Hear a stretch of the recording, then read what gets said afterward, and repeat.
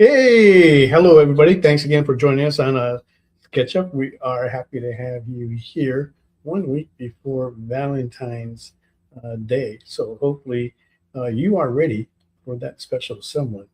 I'm not, but that's okay. Today we've got a special. You like that one more, huh? We have a special lineup today. So we are happy to have Fred Schwartz, who will be talking about Fisticuffs. We've got Marissa Pope, who is joining us again. Same thing with Sophia Cox. She's here. And joining them as well is Chris Ehnot. And they'll be working on some wonderful art for you guys. So you can expect to see a pirate black cat, Savage Land Poison Ivy, and a Savage Land Harley Quinn, and also a Catwoman. And Nick is also joining us with his own character. I'm sorry, Fred is actually joining us with his own character, Nick Rourke, from his series Fisticuffs. So don't go away. We'll be right back after this break.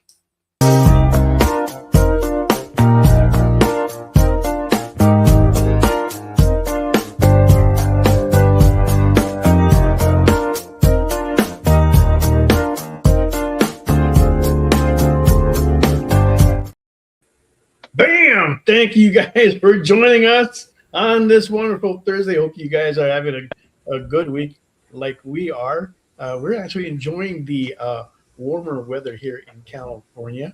I know it's not like that with the rest of the country. We hope those guys don't get it too bad. But tonight we have Fred Schwartz with us. How you doing, Fred? I'm doing great. How are you? Great. Where are you located? Florida. So we're not getting it too bad either. Right. I'm from the Northeast. So the other day when it was like a few degrees cooler, I realized how soft I've gone. Like it, I wasn't prepared for it, but it's nice. It's a nice refresher. It almost reminds me of seasons. Right. Okay. Well, we're gonna get back to. I'm gonna check in with everybody else. Of course. Marissa, how's it going? It's good. And are you and Sophia in the same general area in Arizona, or you guys in two different cities, or? We're like a half hour away from each other. Wow. Yeah. Okay. Now you're working on a Savage Land Harley Quinn, right? Yeah. And Sophia is working on a Savage Land Poison Ivy. Is this going to be like a joint thing that you guys are working on together? Or? Well, we like discussed like doing something like together. Like they don't have to be bought together, but it'd be kind of cool if they got bought together, since they're in like the same vein. Okay. All right. So it's not going to be connecting covers, but you're both doing Savage Land pieces. Yeah. You know, the two girls that just like being with each other. Yeah. Right. And let's see. Mog fights dirty though. Okay. Shawnee Myers, glad to see you in the house. Thanks for dropping by. Dave Cerrone, all the way from North Carolina. Glad to see you too. And who else are here? Can't quite read all the names on there. Hey, Short Circuit is here. Ken is here. Glad to see you guys. You can do Control Plus to see the fonts now. Okay. Thank you. All right. And we also have Chris Ehnot. How's the weather in your neck of the woods, Chris? It is a good, warm 17 degrees outside currently with snow coming down until 4 a.m. So it's a beautiful summer weather in here in Ohio. That's perfect barbecue weather for me. 17 degrees. Yeah, we haven't felt that kind of weather in a long time, thank goodness. Degrees. Look at that. He's holding up his phone with the temperature on there. You know, if it's that cold, it doesn't even snow. It needs to get warmer to snow. I have you mind, like just 2 weeks ago during that snowstorm that came from Texas, it was 11 degrees and we got 3 feet of snow. And yeah, so I took the enjoyment of going down to negative 10 degrees after that storm hit and we got the Arctic blast. And so 17 feels like I could go out in shorts right now. Oh my God. It was a good week of negative degrees. We had all the kids out of school Monday through Friday. That was a nightmare last week. So I was enjoying the fact that Monday this week was a good, nice 30 degrees and then dropped down to 10 the next day. So all the kids have been in school. I've been very happy about that. Fantastic. Okay. And I'm looking at the artwork here, and I see that Sophia's got a lot done there already. Wow. Let's take a look at that. Okay. I went a little overboard. Got a little too excited art, so about I'm actually looking details. forward to this. Yeah, you got quite a bit there. Yeah, Is I there a figured way- if I what? No, go ahead. Oh, I was gonna say I like to get the pencils done because I tend to spend too long on those, and I don't want you guys to watch me make too many mistakes. So I'm gonna tell you, Sophia. All right, guys that collect the art and that watch the artists when they draw, we like seeing the mistakes. well, In fact, I guess I should say smudge left on there, we like it. I guess I should say I don't need you to sit there and watch me like redraw like her hand or an eye for like 20 minutes. That would be boring. I don't know, but some people just go, I can just sit here and watch you draw all day. Yeah. Yeah, I get That's that really for creepy. sure. Yeah, there are people like that. But so you got that, and you are asking $250, correct? Yes. And is this going to be colored? Well, yes, I was planning on coloring it, but that will probably depend on how much it goes for. Okay, there you go. Yeah. All right, so there you have it. You guys want to open up the bid on that? We're looking for $250 to get that on the board. Do so in the comments, and that will get it started. And don't forget to hit that follow button so that way we can continue to bring you our wonderful show here and Nick Barucci's original art show every Fridays at 7 p.m. So hit that follow button, all right? Okay, let's take a look at, let's go back to Marissa. Let's see your art piece. You are doing the, I'm trying to do the Harley Quinn Savage, but like I had a late start to my day. no worries. Slowly recovering from Swornfest. So Yeah, how was? Tell us a little bit about that. How was that for you? That was your very first one, right? no, it's my second one. Oh, your second one. Okay, so Yeah, my how second was one. that? It was good. It was very busy. People save up like 2 years to come do this. Brian really knows how to throw a party. If he ever does another one, which he never tells us if he's going to do another one. So each one could be the last one. We never know. So Oh, okay. I thought that thing went on it seemed like it goes on every year. it goes on every 2 years if he decides he wants to do it. Yeah. Oh, okay. All right. Yeah, we know quite a people that go there, and so yeah, it would be nice to head over there ourselves, but we'll see what happens there. Yeah. So how was it from this time that you went compared to the first time? Oh Lord, I have no idea. It's always really busy. It's always really insane. But it's a party, so a lot of it's a blur. like you spend every night up to 3, 4, 5 in the morning. Holy moly. And then you go to work at 9, so or 10 or whatever time the show starts. So is it like a convention?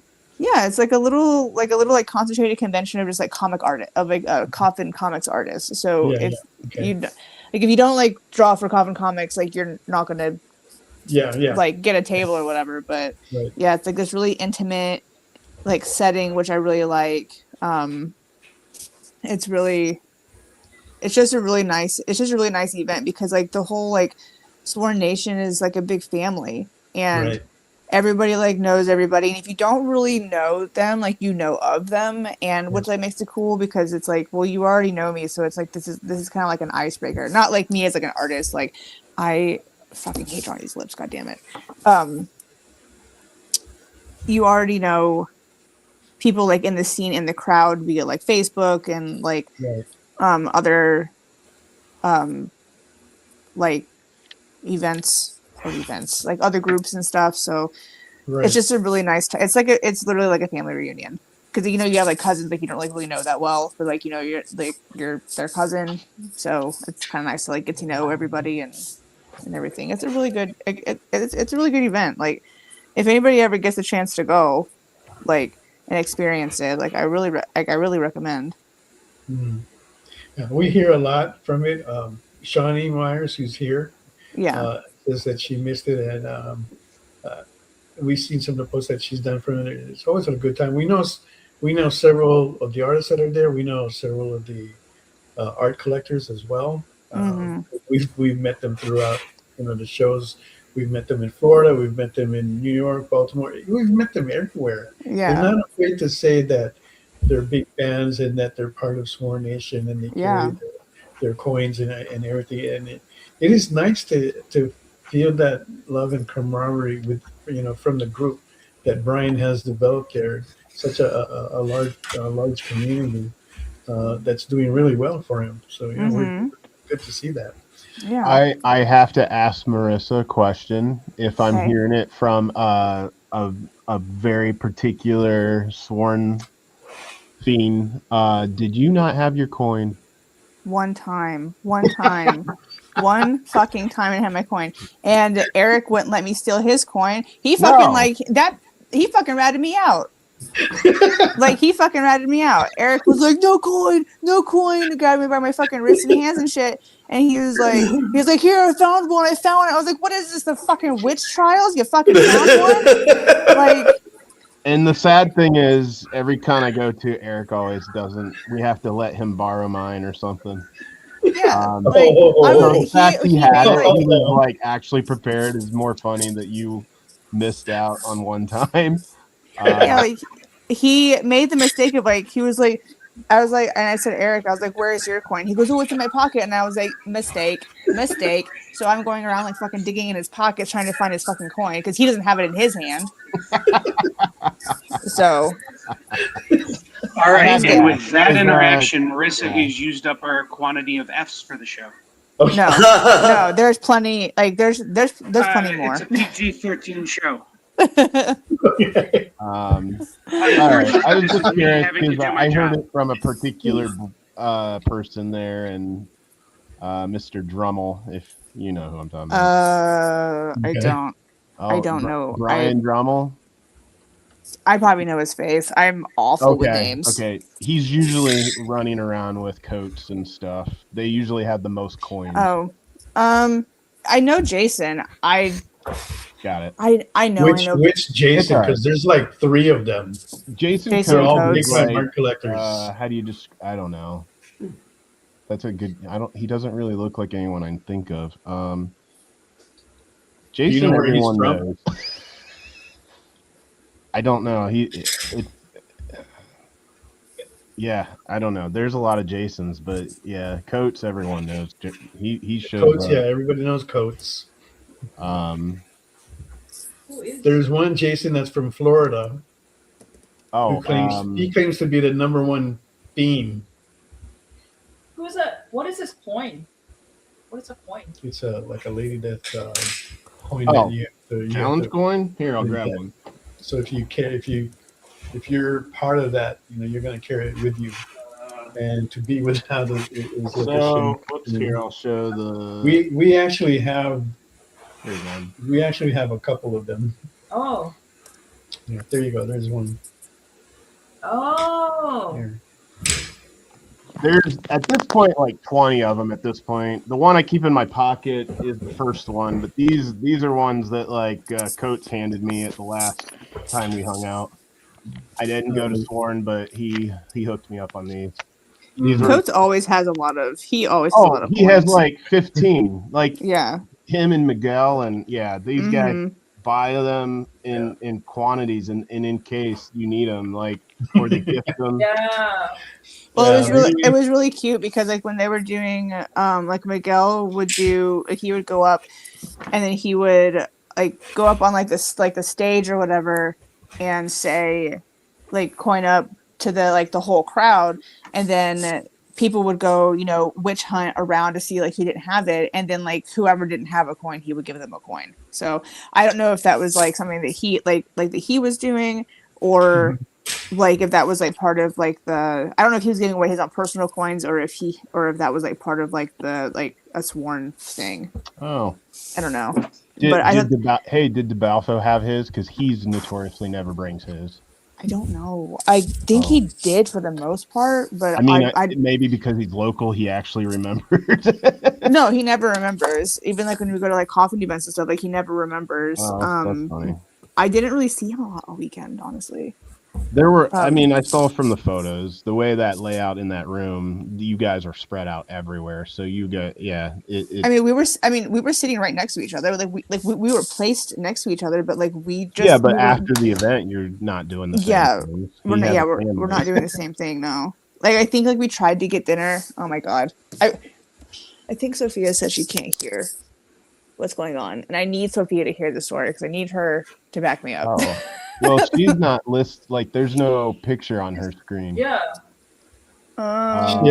She's having Wait, she's having some technical issues. Yeah. She's trying to work out right now, but okay. We'll see. But anyway, if you want to place a bid on Marissa's Savage Land Harley Quinn, $250 is the starting bid. You can do so in the comments. Before we continue on, let me ask some of the questions that are being asked here. Dave is asking, how does each artist adjust to the different drawing paper that's on blank sketch covers? Oh my god, I hate. That's a loaded question. Okay. Well, I think Marissa. Whoops! Oh shit! I dropped stuff. I think she could talk. Like, I hit up. There's like a good 3 to 5 people, and she probably talks to the same people in case we've never worked on any blanks before. Like, one of the most best resources I contact is Ryan Kincaid. He, Josh Lyman, and a couple others that I'll sit there and I go, okay, describe what paper these are on. If you work, and most likely they can give you a good sense of, well, this is construction paper. This is basically, we'll do like magazine paper. My God. And, my God. I just use him. I hate to say it, but Kincaid knows when I message him, it's mostly a paper question. It's just and Marissa, you could probably expand on that. We don't always know until we either test it or we've already asked someone else. Yeah, I mean that's pretty much the gist of it. You don't really know. I mean, DC does pretty good at it. Marvel does pretty good at it. Like we'll use like this is a pretty good paper. You can just kind of tell by like feeling it, like it's a pretty good paper. The Action Lab Zombie Tramp ones. Oh my god, those are. I have so many of those. Oh my god, those are terrible. It's literally like drawing on a magazine paper. Yeah. They're awful. We go to Tony Moy. He seems to have a pretty good handle on. Well, Tony's a unique one. I hate to use because everything with him is watercolor, so the paper's gonna be, unless. If you're not doing it on blanks, he's always going to use his watercolor paper. But man, anyone who's ever seen him work on a blank, that whole thing is like warped as shit. Like that thing does not look anything smooth. The whole paper's soaked through from beginning to end. It is. We whenever Tony and I meet and talk about blanks, we rant about it so much. We hate it we have so much hatred towards it. And the last time we talked, he said, "You know what? Screw this. I'm going to charge more." Oh yeah, that makes sense. I don't care anymore. I'm charging more now. If you want a sketch cover, my price is high. Okay, forget that I threw Tony's name out there as a reference. I think that is a smart thing, especially because when you guys are not using the traditional pencil ink, Copics or whatever, and it's all watercolor and other medium, like you have to go with what feels right, and that's obviously not really a viable solution for any of you guys.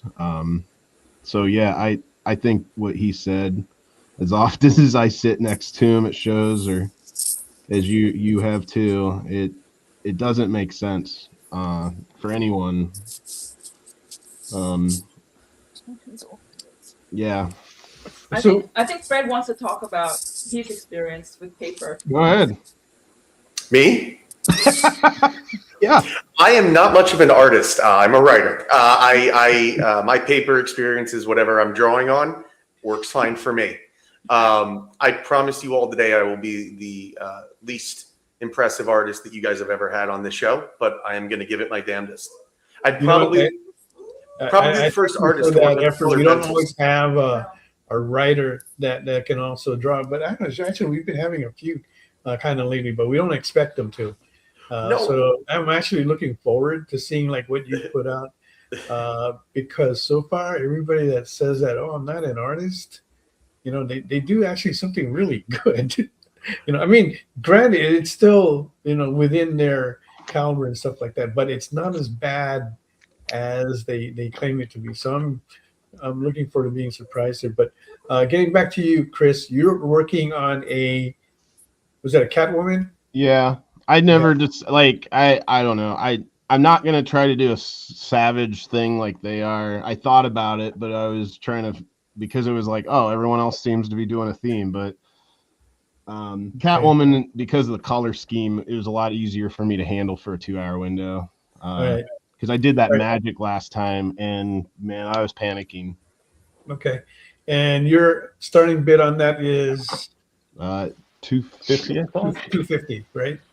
Just to show everyone what I was talking about from last time. That was what I did. There you go. That's your finished work. Sounds nice. Yeah, see that came out great. Wow. So that kind of, the black color scheme seemed to be why I switched, because I had a couple sketches in the wheelhouse and I think they're too complicated. I as you've seen this is not what I showed privately about a little while ago. I took your suggestion and switched it on this piece. Fantastic. Okay. And I want to go back to Sophia. Are you able to hear us okay now, Sophia? I can hear you now. Yeah, I think my phone was like not happy. See. You're okay? So one of the questions that came up is, how do you deal with the different types of paper on sketch covers? You do a lot of sketch covers. How do you deal with it? Are you still talking to me? Sorry. Yes. Cut out for a second. Yeah. Okay. Paper on sketch covers. That's interesting. I have actually gotten really lucky with most of my sketch covers, and they've been decent.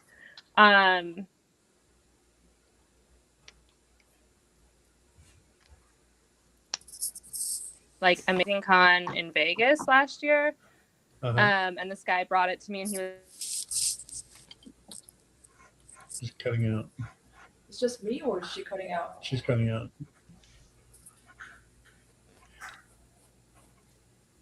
Maybe it's us. Can you guys hear us okay? Yeah. Oh, I hear you guys fine. Yeah.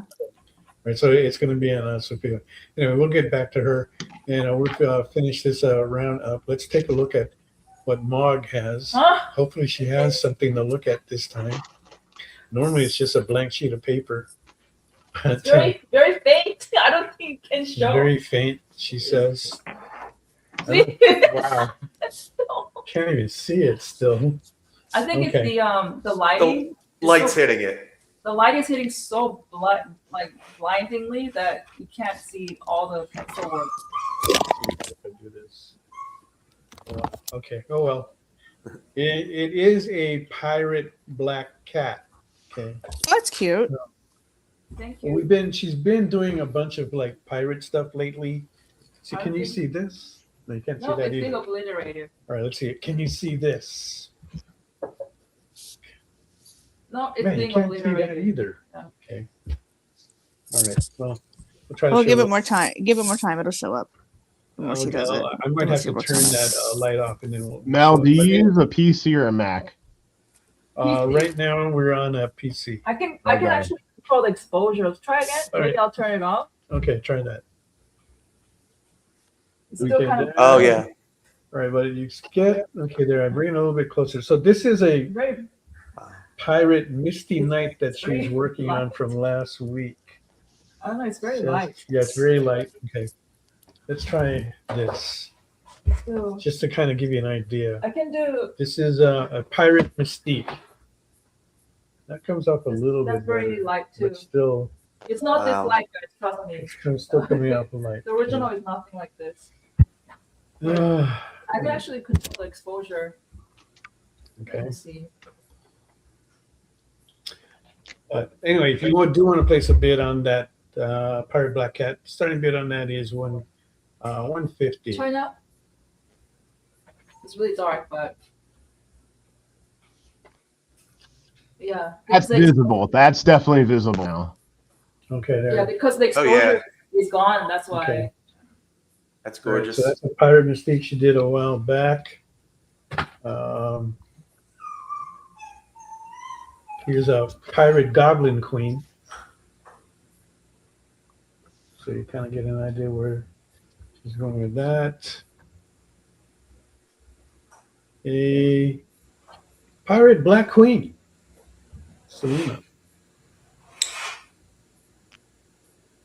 Still kind of hard to see all the details there.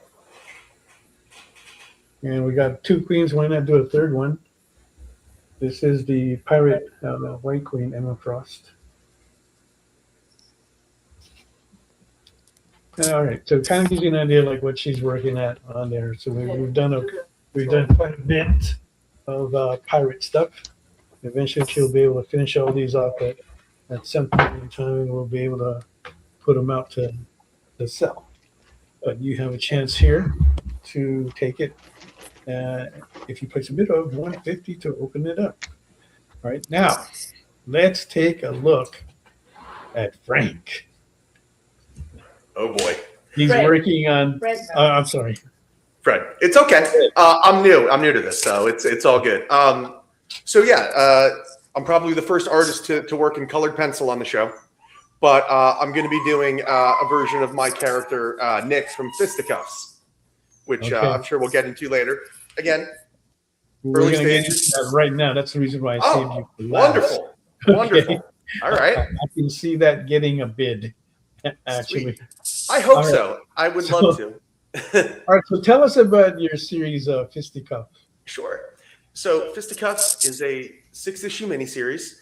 It's deeply personal to me. It's about a functional drunk whose comfortable life derails when a one-night stand has deadly consequences.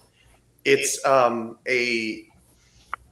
like I said, deeply personal drama, but it's couched in the kind of like spectacular violence and things that you remember from like the Vertigo titles of the 80s, things like The Boys, but not quite that. The Boys, Preacher, things of that nature, right? So I tried to use those kinds of that genre and those kinds of tropes to, like I said, tell a personal story about, spoiler alert, like my struggles with alcohol and, you know, some of my character defects, and try to use genre in a way that tells a more serious story. So very lucky to work with the team I have. I don't know if you guys are familiar with Stan Yak, but he's the artist on our book. Love him. I mean, he's finding him was like one of the best things that ever happened to me. You're very lucky to find somebody whose like style matches what I like so much, and also like his sensibilities and his sense of humor. When I give him stuff, like he gives me back either exactly what I was looking for or something even more wonderful and weird. So he's just been perfect for the book. Fantastic. That's good to hear, because it's always hard to find somebody that you can work with on a personal project like that. Did you just hit it off right away, or did it take time for you to build up this relationship? Well, oh, by the way, am I echoing? I'm getting a little echo. It's a little bit echoing. Yeah. Let me try something. Let me try one more thing. Is that any better? Yeah. Good. Okay. All right. So Stan, I found on Facebook, actually. I just spent like week after week searching online for people, and he just kind of kept, he just remained at the top of my list. And eventually I kind of worked myself into a tizzy because I was such a fan of his that I was like afraid of getting rejected, like I was asking him the prom. So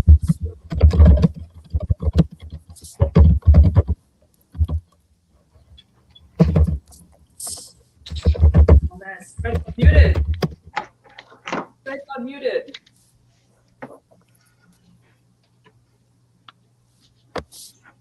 How do you say that you're muted? Just tell them. Okay. Tell them. Yeah, your mic is off, so you may want to click that back on.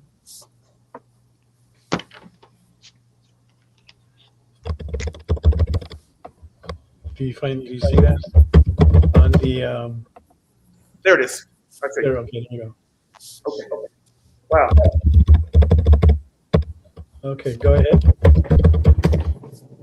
Stan, and eventually one day he posted on his feed like a thing that like an old George Carlin video, which kind of put me at ease. It kind of made me aware that he would like the same sensibilities as me and the same sense of humor. So I pitched him the idea, and he eventually just told me he liked it, and I was just very grateful to have somebody. But like the first 2 issues, you know, I was very nervous because his like talent is intimidating, and it was only my second book. And my first book, I was very timid. Like I gave very few notes, if any. So fortunately, I didn't need to on this one because he was kind of like spot on exactly what I was looking for. Finally, by the time we got to book 3, he kind of came forward and he's like, yeah, just so you know, I really love this project and I really get it. And, you know, not in a very flowery way, but it was like enough that I was like, okay, he gets it and we're on the same page then. And since then, he's just been like the best collaborator I could ask for. We're working on another project now that's kind of his baby. And again, like you said, it's just, you know, sometimes you get lucky when you find somebody, and, you know, we just kind of matched up really well. Cool. How long have you been writing now? Well, I started writing, you know, like some 20 years ago, but life got in the way, and, you know, I just accumulated scripts, and I was afraid, like, you know, you don't know what to do with them. So for years, I just kind of let stuff stop me. Okay.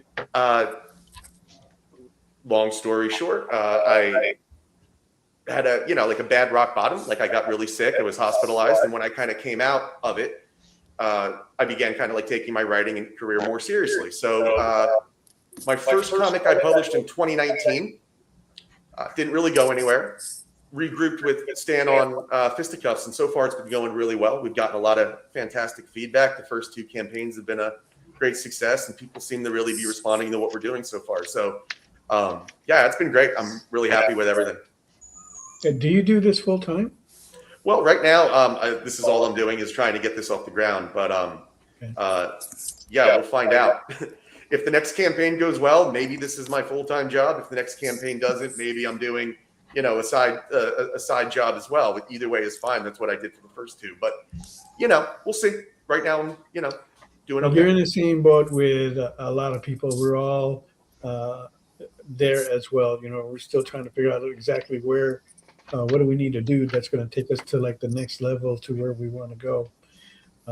And even Mog has gone through that. We made a statement earlier this year, kind of along that lines that we're kind of like changing the way how we do, restructuring some of the things that we do to try and do more of what we need to do to get up there.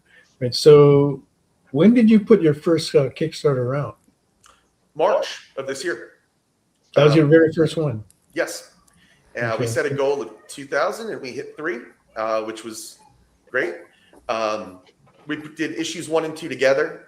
From a story standpoint, I kind of wanted to let people, I felt like issue 1 kind of ended abruptly. I wanted people to kind of ease into it a little bit more, see what we had going. And, you know, issue 1 ends on kind of a splashy note. It's easy to be like, what did I just read? So I wanted to kind of clarify and give people a chance to see where we're going. And then usually by the time people settle in the book 3, they kind of, you know, are comfortable. Sure. Yeah.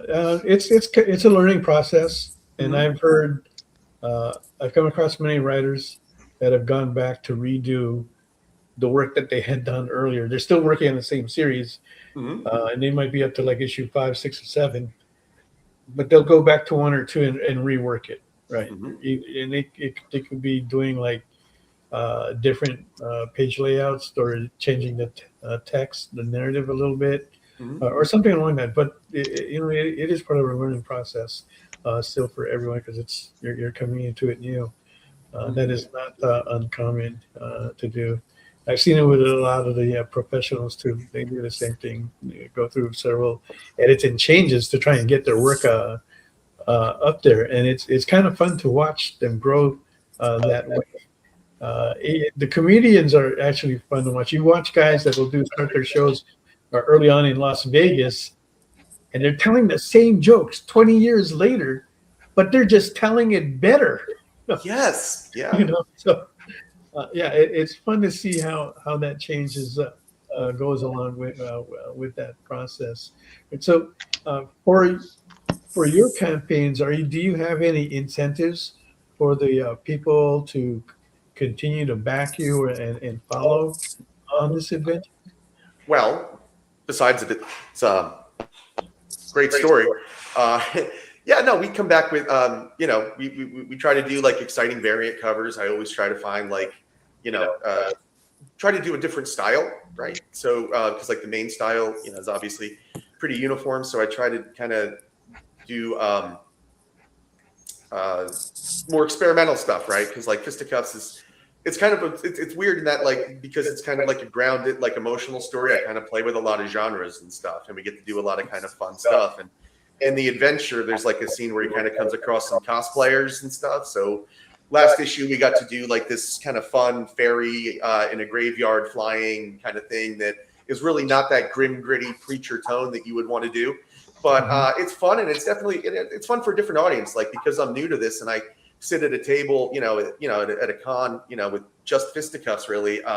It's mature 18 plus content. Like, I shoo away young people when I get them, but at least with that, like, it's a cute piece of art. Like, I can give little kids the magnet, and like, it's acceptable. Like, one day I would love to do a kid's story too. I have one or two in me. Like, I'd love to diversify, but like for now, like, getting to do fun stuff like that, it brings people along for the ride. And the other neat thing was, speaking of incentives, in our last campaign, I mentioned that Stan and I have another project coming after this called Metroidvania Black. It's kind of like a video game fantasy type story. So, we put a little sample of that in the campaign. I think next time I've been kicking around maybe doing like an ash can as an incentive for extra people. So all kinds of stuff. I'm still new to this, but I'm learning, and trying to add stuff every day. I was just speaking to somebody the other day who was excited about his 3D printer and like what we could do with that. So, just getting, just letting my mind run wild with all the stuff that we can do. Yeah, we've had 3D printing for a while, but that thing has not really taken off as to the potential that 3D printing can go. It's still like trying to figure it out on how to put it to good use and how to market and process it. But yeah, I think once that's going to take a sure footing, we're going to see a lot of things from that. Right? But I don't think it's being used close to what it can really do yet. So that's an exciting thing to look at. Even I've thought about that on how I can use that.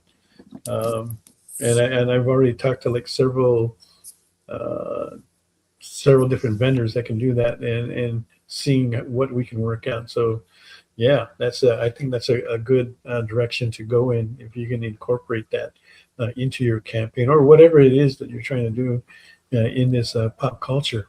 Yeah, I'm a goodies guy. Like, I grew up like very much into like action figures and toys and all that stuff. So anything that I can figure out, especially if I can figure out a way to put it in a Gemini mailer, like if I can do like some coins that I can 3D print and stuff, but anything flat that I can, I'm all about. So I think there's a lot of cool stuff that you can do with the 3D printer in that way. Yeah, you figured that out, that it needs to be in a certain size package where you can like fit it in. Because we have people that will come to us, hey Mel, I want to do this 18 by 24. I want to do this by 17. I said, okay, your shipping cost is going to go up when you do this, right? Because how are you going to mail it? Yeah. He said, oh, okay, I'll get back to you. They never come back. No, and it's not that they don't mean to, but like they don't. No, like, yeah, they get excited and they don't factor in. They didn't think it through. They didn't think it through. Okay, and I get it, and that's why I tell them I don't want them to come back. Oh man, I can't mail it out, or I'm gonna lose money, So, yeah, but that is something to think of. But man, yeah, maybe that's some kind of 3D thing that you just push a button and it pops up into a 3-dimensional thing. Oh. That I love. I saw Cat Calamia does and Phil, they've been doing like these 3D acrylic or these acrylic things where like I think they come in 2 pieces and it's like they do them in their characters and you just put the stand down and you put the figure in upright and like their characters stand. It would look beautiful on a shelf. Like I love that idea. And again, flat. So it sounds great. Yeah. Hey, well, there's an idea. Throw it out there. Use it as you want. Free of charge. Yes. Yeah, those are really nice. Those are really nice collectibles. Yeah. It's fun to see when campaigns have like pretty cool incentives like that. When we see the usual things like the stickers and stuff, but when you have when you can do something that's different from everybody else, you're gonna stand out. And I think that's gonna be the trick. Is to what can you do that anybody is doing, and that will create some excitement on the campaign. So do you go through somebody else to get your books out there, or are you just putting this out yourself, selling it at the through the Kickstarter, or are you doing conventions as well? I am. I just started. Right now, the plan is Fisticuffs is like a 6-issue miniseries. We went ahead and did all the art in one batch, so the art's done. We're coloring and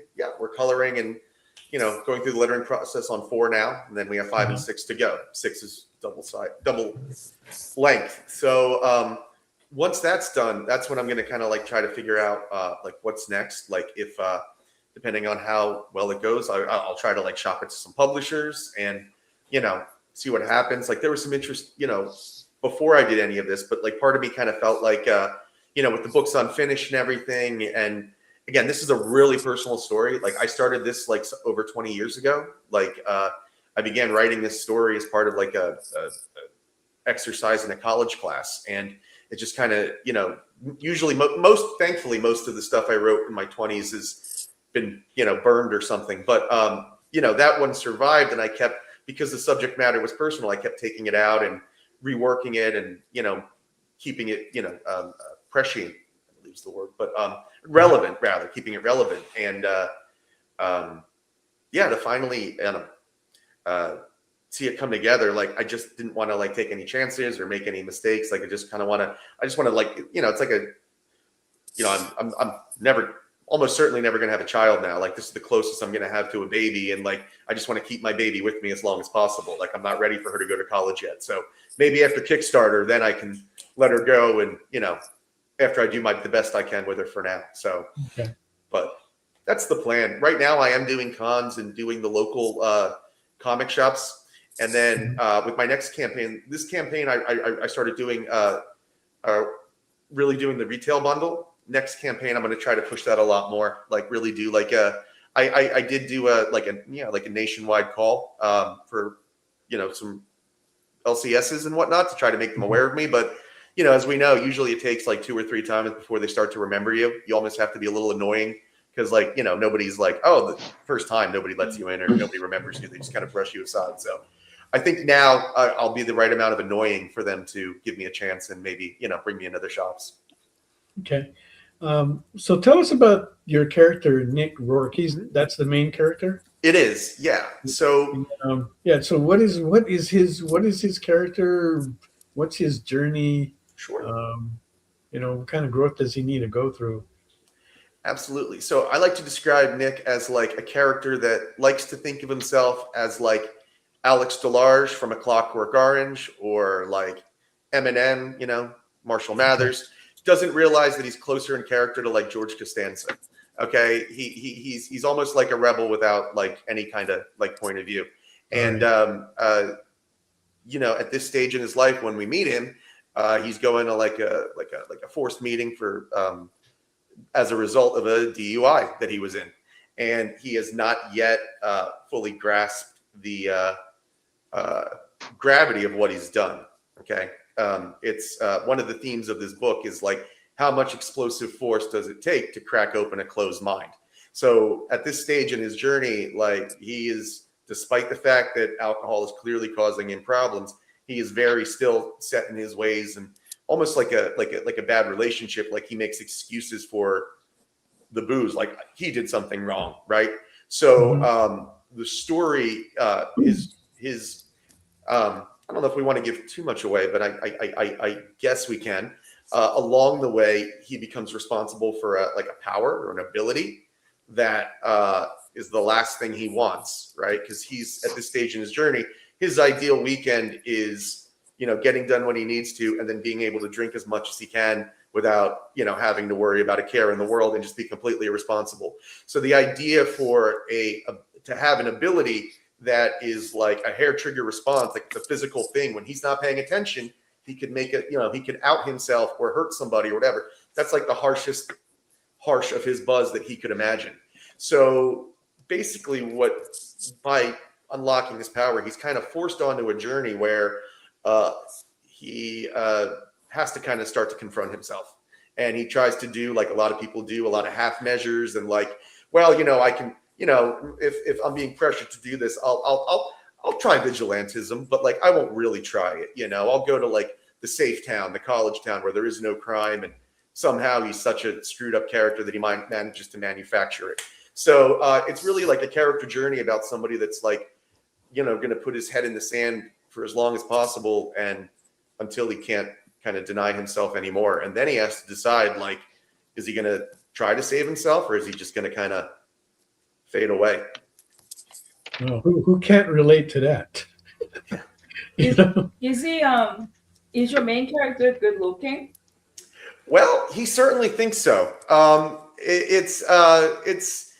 He's no, I wouldn't say particularly good looking, but he's not bad looking. I mean, he could be, right? Like he's kind of a out of shape guy, and that's kind of his whole point. Like he's just content to be as he is and doesn't really want to try harder at anything.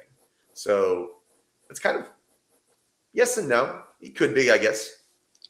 And the way how you're describing all it just reminded me of my younger days where I'd like drink a lot on the weekends. It's like I'm doing all this work during the weekend. I just can't wait for the weekend to go hang out with the boys and you know, do what we do, drink and, you know, like whatever else. But that's what I was saying, like, who can't relate to that? You know? Right. I didn't try to, you know, you do get to a point where, you know, what are you doing? You know, and what are you going to do, you know, with the rest of your life?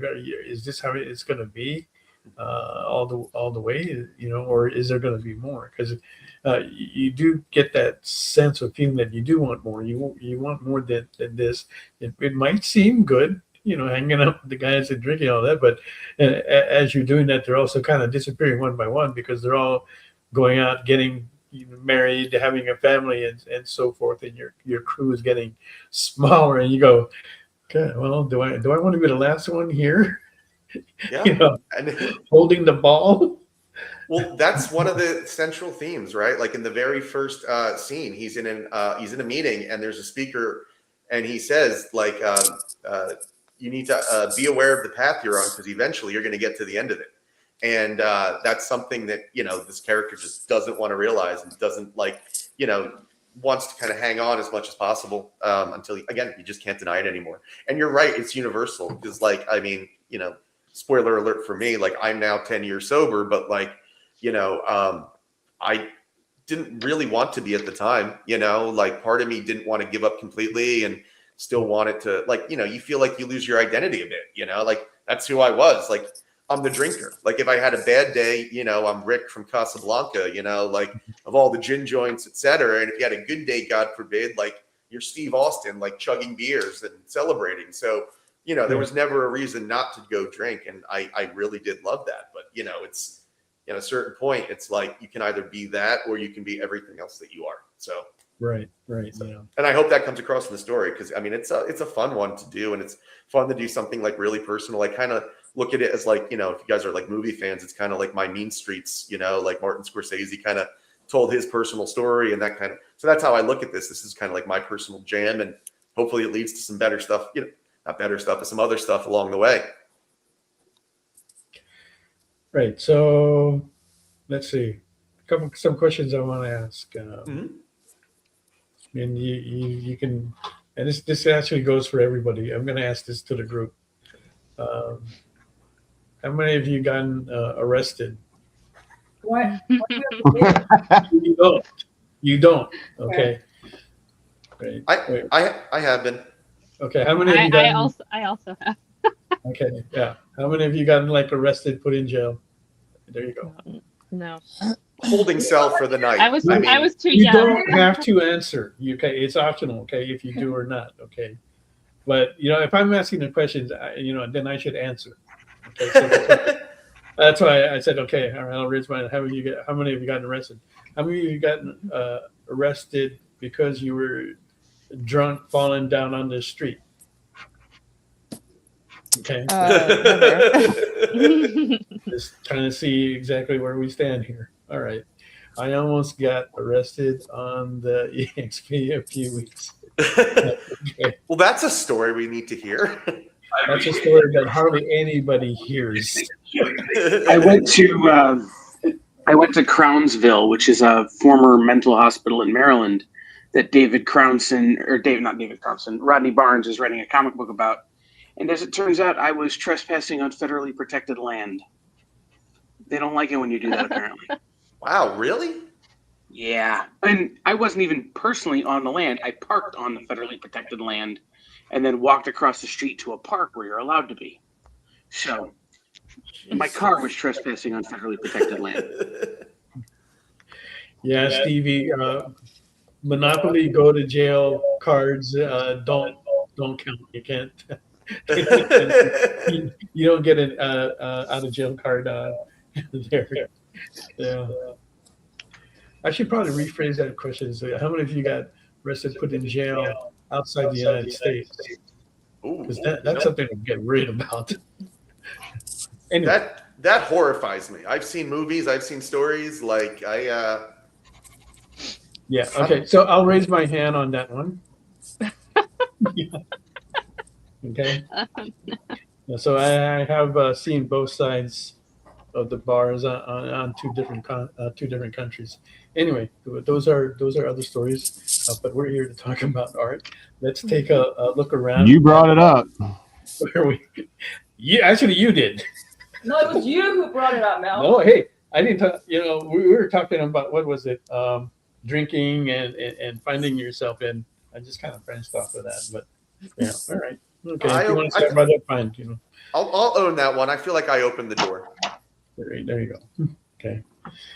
Yeah, because I was going to ask, like, how was it personal for you? But you kind of went into it, so I didn't have to ask. Yeah, I was actually curious why is it personal, and the way you made it sounded similar, something like, oh, it was precious to me, and that was about it. Yeah. It's a bit of both. I mean, it is, a lot of a lot of it's like based on, my story and like patterns, right? Like, you tend to see like patterns and, of how, you act and how other people act. And one of my favorite issues comes a little bit later.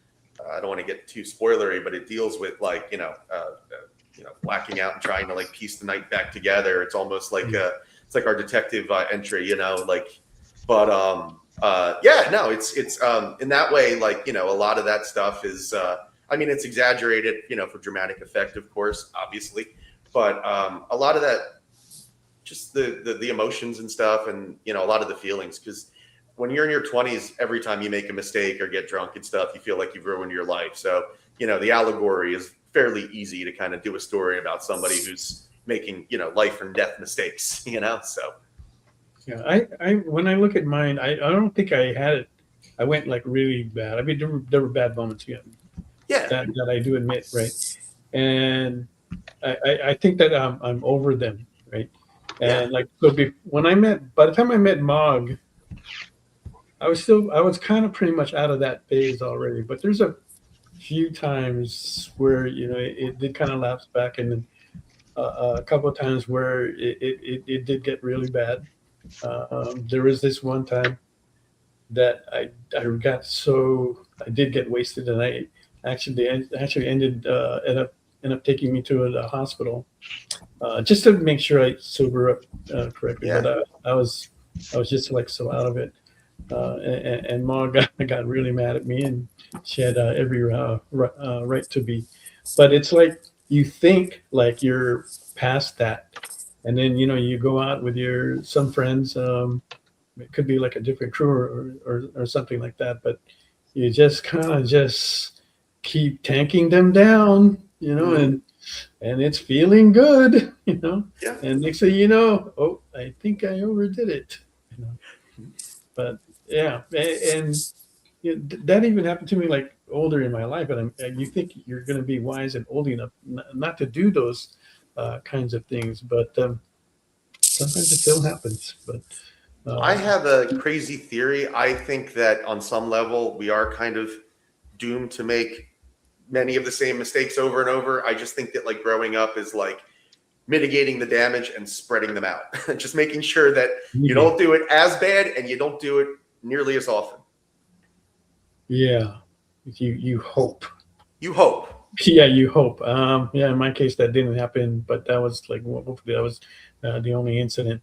Hopefully I came out for the better for it.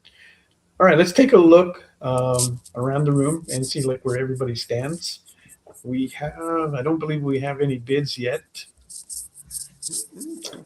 And all right, let's take a look at Poison Ivy here from Sophia. Hi, I just switched to my iPad. My phone was having like a panic attack, so the view isn't as good because I kind of like had to prop it up on a shelf, but hopefully you guys can see. Oh, still looks good from here. Oh, wow. So I can't see what I'm looking at the camera, so hopefully you guys can see. And you got a background going, so that's nice. Yeah. I got a little like, I don't know. I have my degree is in fashion design, so I was like, there's no costume for this. I can like play with all the different elements of her costume, and then I've been drawing a lot of like jungle stuff lately, and so I was just like ready to go with all the leaves and stuff. So got a little bit. If you've seen Sophia's work before, if you haven't, you're going to be surprised. I can show. I have something. I can show you guys. Here we go.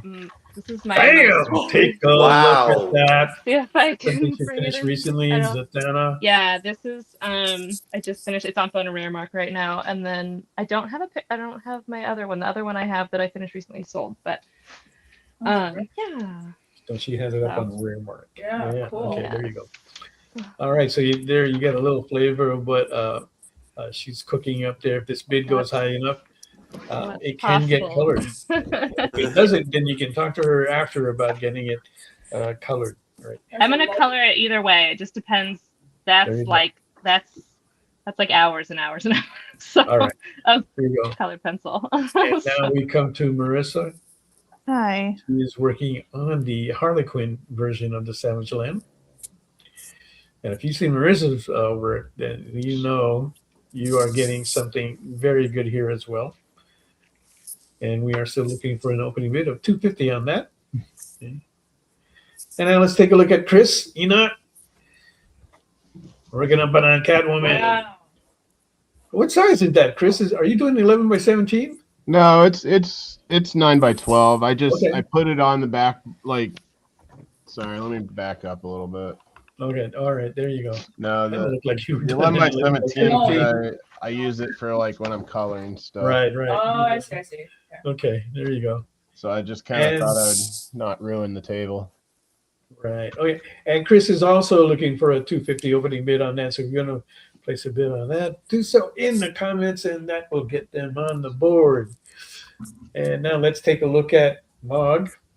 Oh, it's gonna be hard. Okay, Exposure. We'll try. Let's see. I changed it up. Bring it close. No, let me. Okay, now move. sorry, just give me a moment. I gotta turn off the lights there. What light? Probably that one there. That ring there.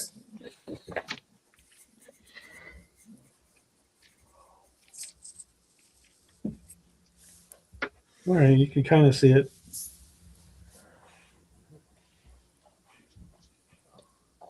Where that's going. Hard to see again, but it's better than nothing. Oh man, I love Okay. that. All right, so if you want to place a bid on that, 150 is the opening bid that we're looking for. Stevie said, "Mom looks like she's passed out behind you from drinking." That has never happened before, but okay. Let's take a look at Fred's. Yes.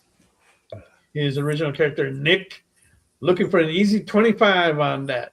Yes. Well, you can probably deduct it as charity, a charitable donation for the year. But I would appreciate it. It would be really cool. I used to want to be an artist, so technically, I think this would, if somebody bids, that would make me a professional artist with an asterisk, and that would really be cool. So we'll see. And Sophia, Yes. someone is asking how much is the Zatanna? It is the starting bid is 500 for that one. 500, and that's on Rare Mark. Okay. Yes. Right, so that is an art auction site, I want to say. Yeah, I think the buy it now price is 700. Okay, so but if anyone wants to take it home, there you go. So if you want to, you can head over to Rare Mark, place a bid on that. Yep. Over there, or do the buy it now price and end it, and that will be yours. Right. So looking at that, and you see that she's asking only $250 for what she has now for the poison ivy. You know, that is a deal right there. Deal. So, in fact, most of the artwork that you see here is a deal. Yeah, because we were outside of SketchUp, this stuff goes for easily double. Even Mog's work, right? It's she's asking $150, but at the cons it's going to be $300 once it gets out there. All right. Yep. Anyway. All right. So we got that going there.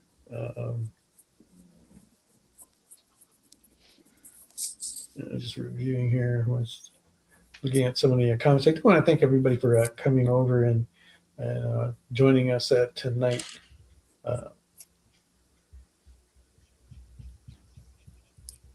Yeah, those have not been purchased. Okay, you're gonna send me an email, Mike. Okay. Yeah, we can talk about what you're interested in there.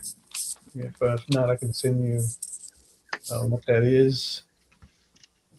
I have a question for the artist here. Okay. That's been doing it for a while. So, hey, you guys, like when you guys are literally right now drawing or inking, whatever you do, right? Does your mind, inside your mind, tells you like, all right, you're doing right here, so you render this part here. Don't forget the light here. Like, do you have a voice like that tells you, all right, just dictate, like, do this, okay, do that, don't forget that? Do you have a conversation like that going in your head? I think you're asking about if we have inside voices or if it's blank. Do we think about anything at all? Yeah, right. It's just screaming inside my head. I don't know what you guys are talking about. Oh wow! So Chris, you have 5 voices of the dictates going on. Yeah, well, it's a psychological thing actually. It's like when you sit there and you're trying to think about things. Do you hear yourself? Like, do you have an inside voice on anything? Because like, there's like almost 50% of the population that doesn't have a very good inside voice, and then there's also like 25% of the population that doesn't, like, it's just kind of, you don't hear anything particular. Like, and that goes also similar, but different percent for like visuals. Like, you can imagine an apple and think of it in your head. Some people think of it as a pure apple. More people think of it. I always like am dictating things, or if my wife was here, and she's right now upstairs, I think. But she'll sit there and say I talk to myself all the time out loud. I do too. I sound like a crazy person. Yeah. I think it works out. Same. It answers your questions when you're talking it through because your brain is actually hearing different parts of yourself, and all it is processing. Now, if you don't know you're talking to yourself, that's a problem. But that's when you're supposed to get help, when people sit there and say you're talking to yourself, and oh my God. multiple people responding. Oh my gosh, that is so fun. So I don't know if anybody else here plays video games, but I play video games, and a lot of the time I play with my best friend, and so I have someone to talk to. But when I'm playing by myself, I just sit there and I'm like talking, and I've been joking. My husband and my best friend and I've been joking about like just streaming for fun. And he's like, wow, you really do need to stream. You're just literally, who are you talking to? Like, you're talking to no one. You could be talking to chat. And it's like, it's so funny. So yeah, I definitely talk to myself. That is really amazing. You know, when Mom does it, I get kind of scared because I'm like downstairs, right, in our home here, and she's upstairs. And then I hear voices, and it sounds like she's having a conversation, and I'm going, who is she talking to? You know? Oh my God. And it doesn't sound like she's talking to somebody on the phone. It sounds like somebody is like sitting right next to her, and she's talking to them. And I have to go up there and take a look, and because I don't remember opening the door and letting somebody in. That's too funny. This sounds like a Blumhouse movie, like waiting to happen. Like, the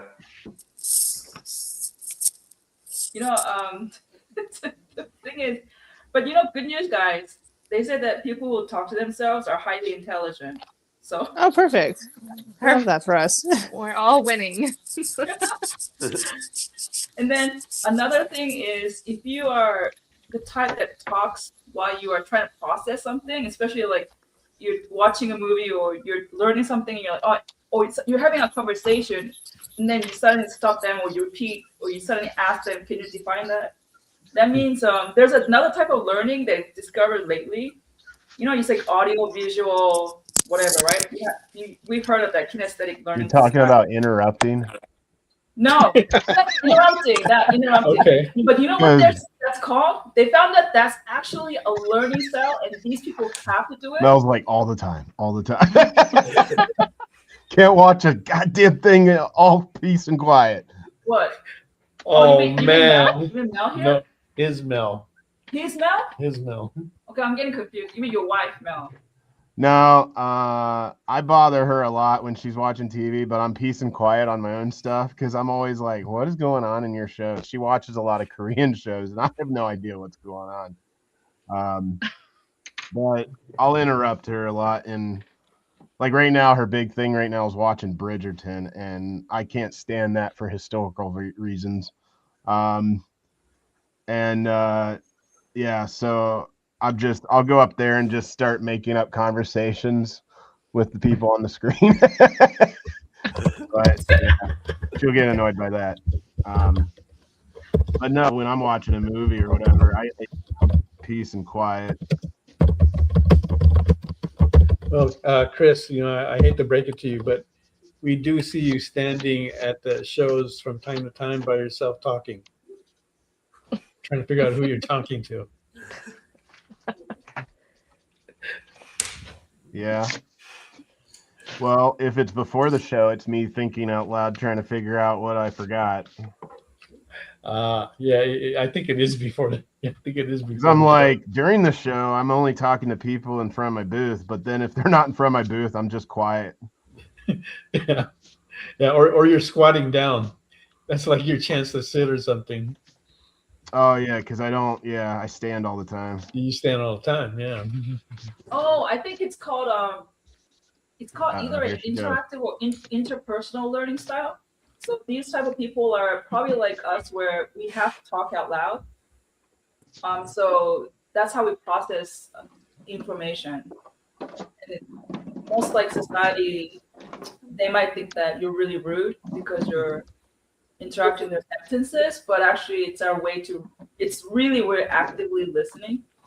We're trying to really understand what you're saying by talking with you. when you're learning, or even just like even when you. That's why like these typers, they tend to talk a lot, even by themselves. Because I don't know. I don't know, but it's okay, guys. Did anybody else during COVID, when we all had to wear masks, did anybody else like? I found myself after that having a hard time like controlling my face, and like I think I would mutter things about people under my breath, and now I'm like find myself like saying it out loud, and I'm like, wait, they can see me. Like, my wife, I mutter about her all the time. I'm annoyed at everyone at the grocery store, and they're like, now I'm like like a crazy person instead of just like a person and everybody else in the mask. Yeah. Oh wow. Is that just me? That's okay. No, not at all. I had a hard time adjusting again. Oh my God. Yeah, it's great to see that pretty much everybody has got a bid. So that's good to see.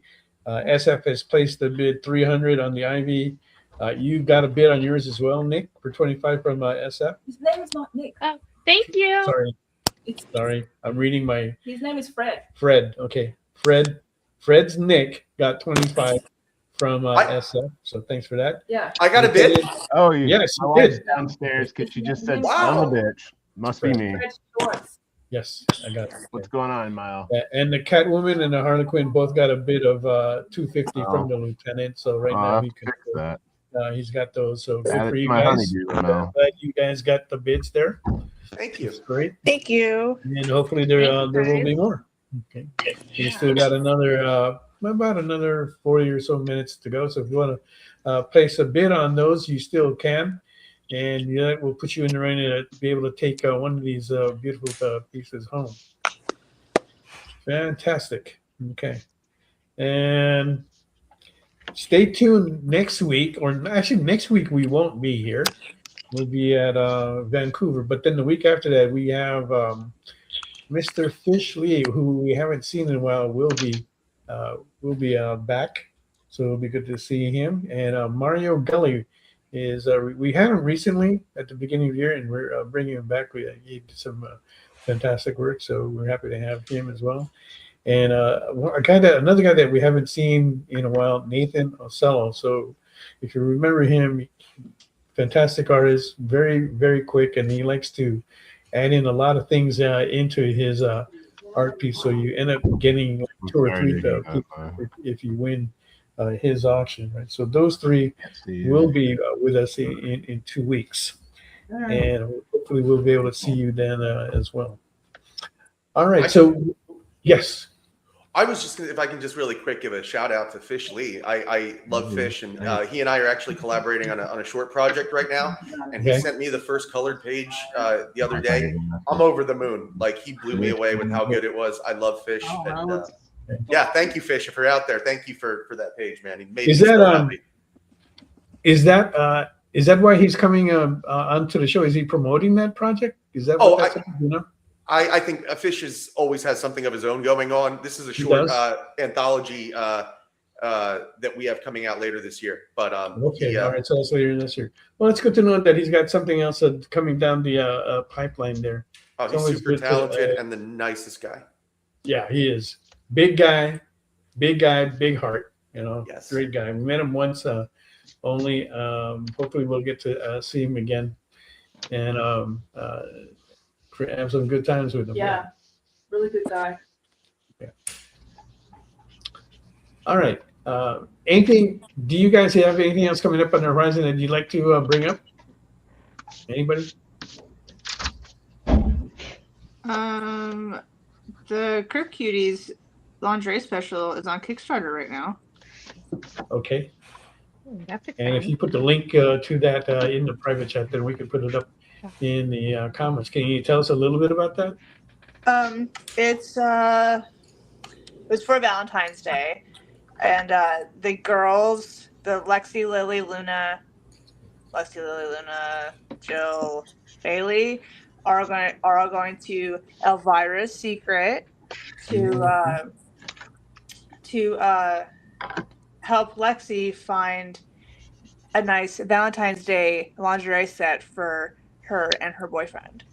So it's a cute little like I think it's like cute little like short 12-pager, not anything like super like elaborate, but it's just a fun little like one shot that I thought would be cute for Valentine's Day. So okay. Yeah, so Goblin Collectibles and I work on that together. Okay.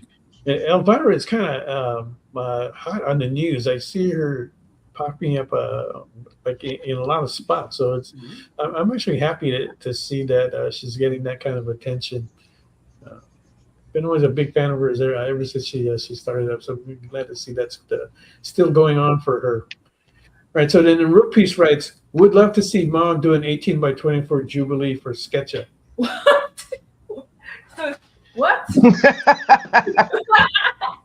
You'll get an eye. Is that your new love? You migrated finally from Magic to Jubilee? Not only that, but he's going 18 by 24. That's a little bit larger than what they do for that Comic Explosion. You know what we should do, Chris, is we should have like one episode where all the artists are working on an 18 by 24. See what they can do in the 2 hours that they have. Without that cheap paint, I don't think I could do it. No. On this one, you're welcome to use like whatever you want. I can't. I don't. Man, it took me 3 times to get that one right. You saw the last time. Let's do it. Come on. You know, did you take a set of paints home with you? No. Well, yes. I did for the one Vampirella I needed, and then I left them at the one con because they they now take them. Like the last. Yeah, because Kevin announced that they're now taking them. You can take them because they're just going to chuck them after. So I think they're taking them now because they found out they're wasting a lot of money, but I don't know. Really? Because the last one just recently we came from, he was basically begging us, anyone that was walking by, take them. Please take them. Oh, they still got left with several of them. Kind of early, so I would have taken them so I could like practice. In case I have to. If one didn't sell, I can like modify it or whatever. Yeah. Mel took one because Kevin's like, please, anybody. And I thought it was a great practice to just. Yeah, so I took one to help it, and I was hoping that it's not going to push my my baggage weight over. So and it didn't. So we're pretty good with that. We're able to take one home. Okay, it'll go with my. Oh, that's right. He got Rook Piece got the 18 by 24 Magic, so now he wants a Jubilee to go along with that. Oh, okay, I see. Wow. Okay. He actually likes multiple characters. Yeah. Can hear some people. Don't we all? Yeah, actually, that idea of doing 18 by 24 on the show actually is kind of sounding good. We'll just be standing. I'll be standing on the wall behind Mel. And I'll just be like, you only see the backside of me. And then we're gonna hate every single question you throw at us. When you have to suddenly stop us, like, so Chris, can you tell us about your future plans for 10 years? And you're like, oh my God, I don't have much time. You got 2 hours. How hard can it be? In their environment, the 2 hours doesn't bother me when like I'm doing that at the auction thing they do. But I mean, considering like I've said multiple times, like those are the first time I've ever painted in my life, like probably since elementary or whatever. You mean using real paint? Really? Yeah, real paint. Right, so like the first one I did of Harley Quinn, which sold, that was like me trying to figure it out, and everyone's like, oh, it looks pretty good, and I'm like, oh God, it sucked. Second one I was okay with. The Vampirella didn't sell at all, but then I took it to New York Comic Con for the art auction, and I guess it went for $1,000. So I felt better about the idea of working on it after the show. And then third one, which was I just did at New Orleans that you saw, the what did I do at New Orleans? Oh, Catwoman. So that's my only 3 paintings in existence. How was that New Orleans show? Did you enjoy it? New Orleans? I mean, I haven't been there in 10 years since 2016, or 15 or 16. About the same as it was back then. Okay. Like, I Was that mean, good or bad? of course, that was a wizard show when it was, but it was. Okay. I don't do well in Bible Belt very well, and I don't do well in the middle of the winter. Like, so I try not to do like certain shows unless it's local.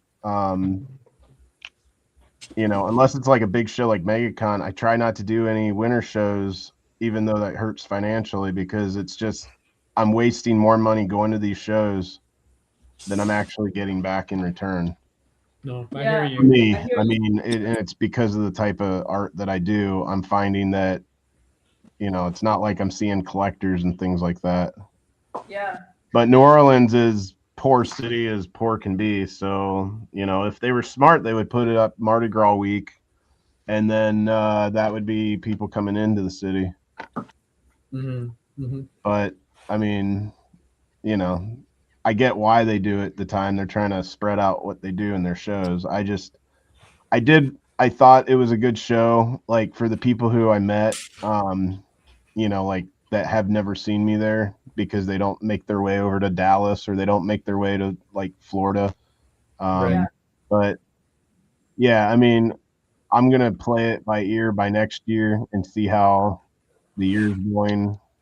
And I may go back just to be there to show up, like don't count on it as a moneymaker. I think a lot of artists go there more to just make connections and keep connections in that area. That's pretty much what I'm hearing. They say it's not going to be a moneymaker. You may take a loss. They mainly go there for 1 or 2 reasons. Just like you said, it's mainly for PR or the food.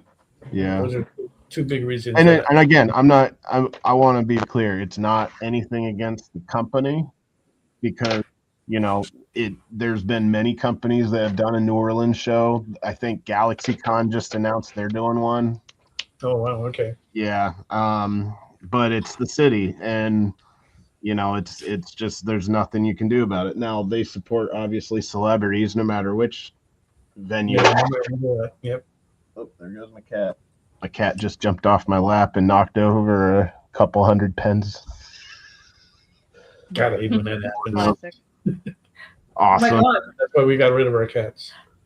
Cats are the worst. The I love thing them, is- but they're the worst. Well, in fairness, she doesn't bother me ever.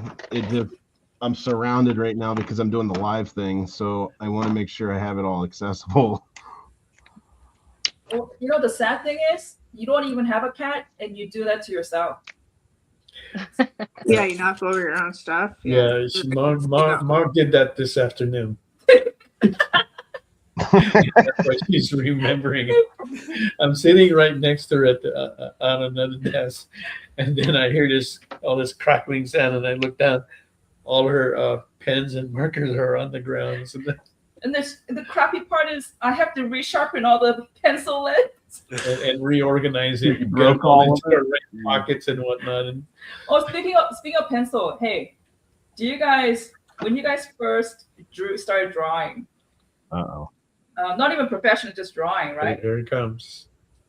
What did you use? Did you use a regular pencil, or did you guys use mechanical pencil? Sharpie. I was one. I have pictures from my parents gave me at graduation. I wrote all over the walls. Not that young. You didn't place an age limit, so that is a correct answer. When you're consciousness.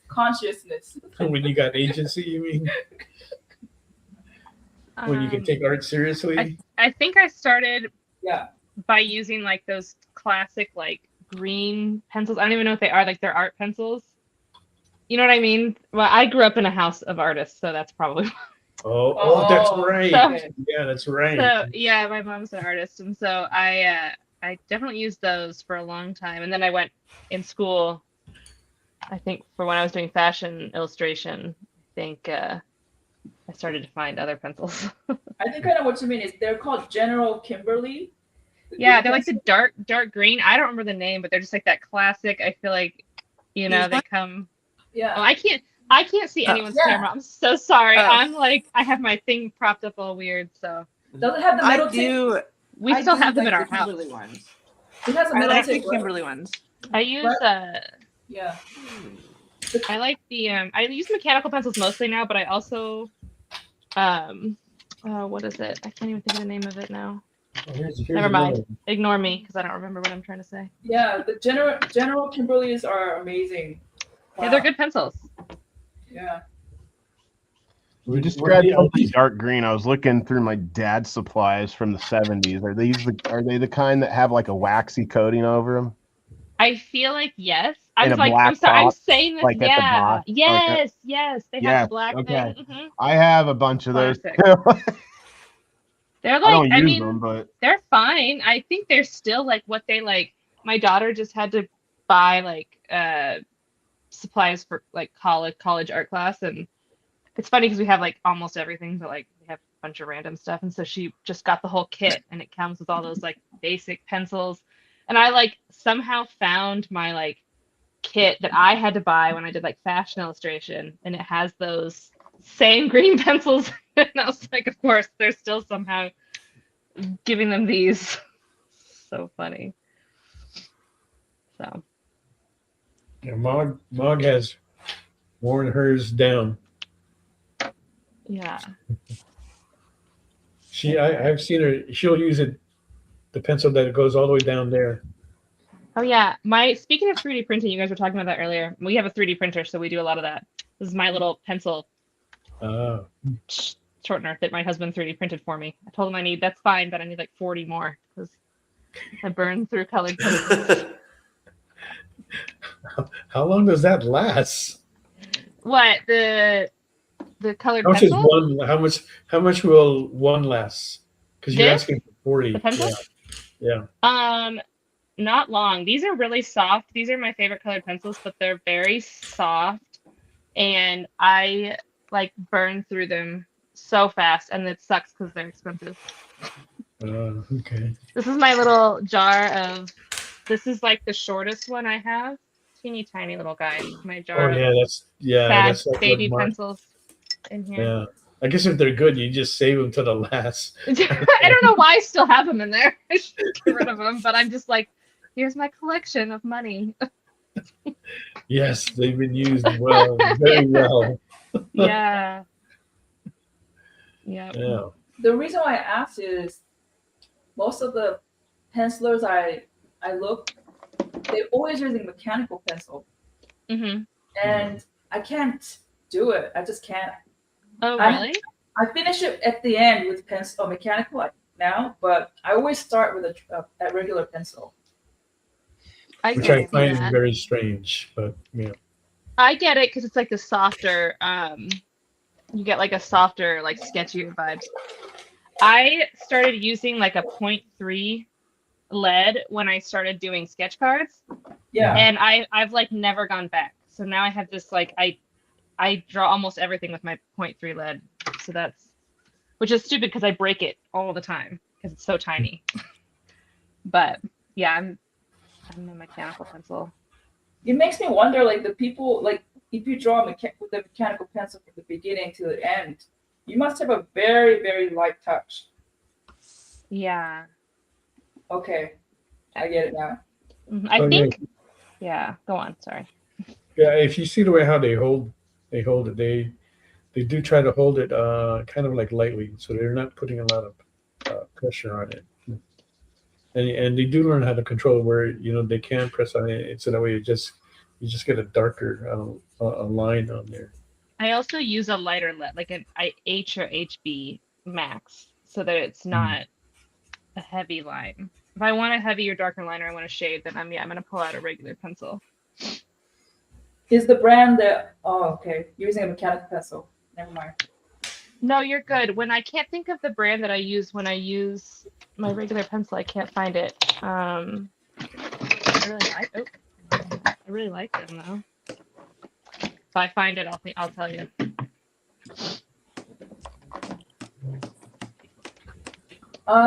For Rook Piece, was the Silent Mob did just 2 hours? That was really good. Oh, thank you. That Silent was done in an hour because it's Fan Expo, right? But yeah. But, you know, lately they cut the time for fan explosion. It's like to 40 minutes now. So no, you get a full hour. You just Really? got to pay attention to what time you start. Huh. Like they changed the time of the start time, not the end time. Even if it ends like at let's say it's 7 to what is it, 8 or whatever, maybe it's 7:30 to 8:30.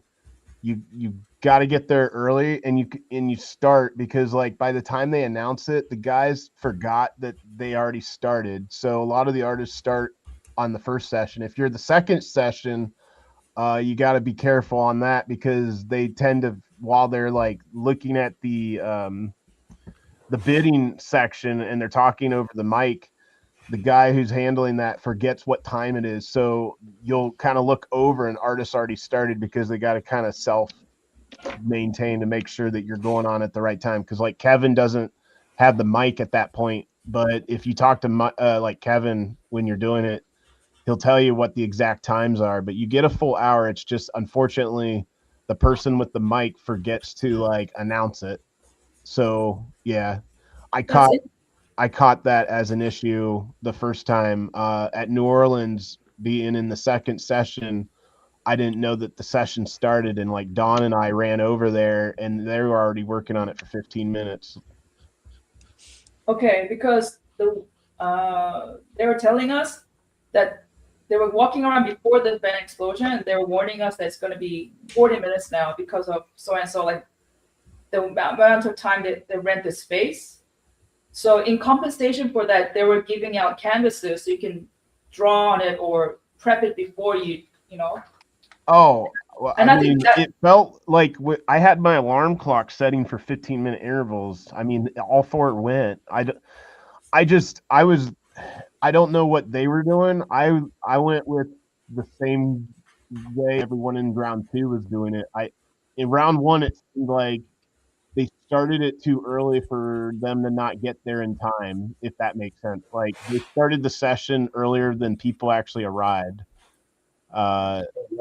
I could be wrong. I mean, unless they're changing it for the whole year, but at New Orleans, it felt about the same, at least in session 2. They just changed the time they actually did session 2 rather than the others that they've already done. They had a certain time frame, but everyone in round 2, like Tony said, he had a full hour because he had his watch kind of buzzing his wrist in increments. So I do believe that we had the full session, but everyone in session 2 already had the pencils down before we started. So I will say that they took the canvas while session 1 was happening, and they were working on them. Huh. So I would recommend, and Kevin said from here on out, they're going to allow you to go if you know, whereas New Orleans, it was a mile away from the convention center. They didn't have the canvases. But if it's like connected to the building, you can hit up Kevin and he'll hook you up with the girl who handles it would have it in that green room. New Orleans didn't have them because they were like almost a mile and a half away having it. So, and I think that also affected that event last time, was because it was down by the French Quarters, and most of the people around the convention center wasn't going to travel that far for an event like that. Oh. Yeah, it was down an entire it was an entire mile away in the French Quarter compared to where the convention center was. So that affected a lot of people not knowing what time exactly the session started and such. That really sucks. Yeah. I think they're still trying to like figure it out because. Yeah, I mean, no one. They haven't. Said, I mean, it's only been what, 1 year almost, or a little bit over a year. Actually, closer to two and a half, I think. But how many have they done? Because not every show has done them. Like they've only done like 6 or 7, right? No, more than that actually. Oh, okay. It started in almost like 2 years ago. I think they had it at like 1 or 2 shows. Maybe it's because I'm only doing some of the United States shows, and I forget more. they also have Canada. Yeah, I think so. Yeah, they were kind of like an experiment. The first time we saw it was 2024 Denver, right? And that's when I told Mog, man, I think I can see this thing like taking off, and we're gonna get you into the next one, which we did, which was San Francisco.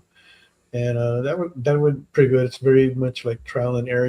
There's a lot of things to figure out. But Mog has done several of them since then.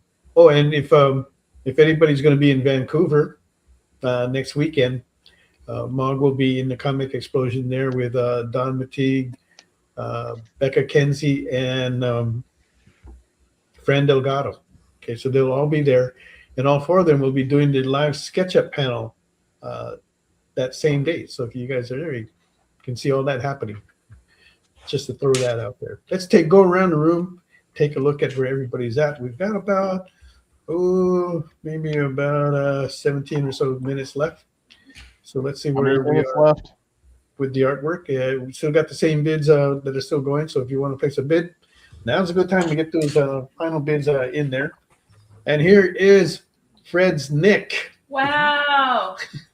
Kind of reminds me of like a hillbilly Punisher. So that's kind of the gag, right? Is like he goes out for vigilantism and he's kind of left to his own. It's almost like when you let your child like dress themselves like or almost like Big Daddy, right? Where the kid gets to name himself and he says he wants to be Frankenstein. So it's like that's his idea of like what somebody fighting crime would look like. It's meant to be disillusioned, but I'm glad you guys like it. Thank you guys for letting me on here. I've had a blast doing this. Good. And we're glad that you got a bid, and you are now a professional artist. Yes, add that to my resume and tombstone. There you go. You have got it made. All right, let's take a look at Sophia's Poison Ivy. Already has a bid of $250, so we're looking for the next bid.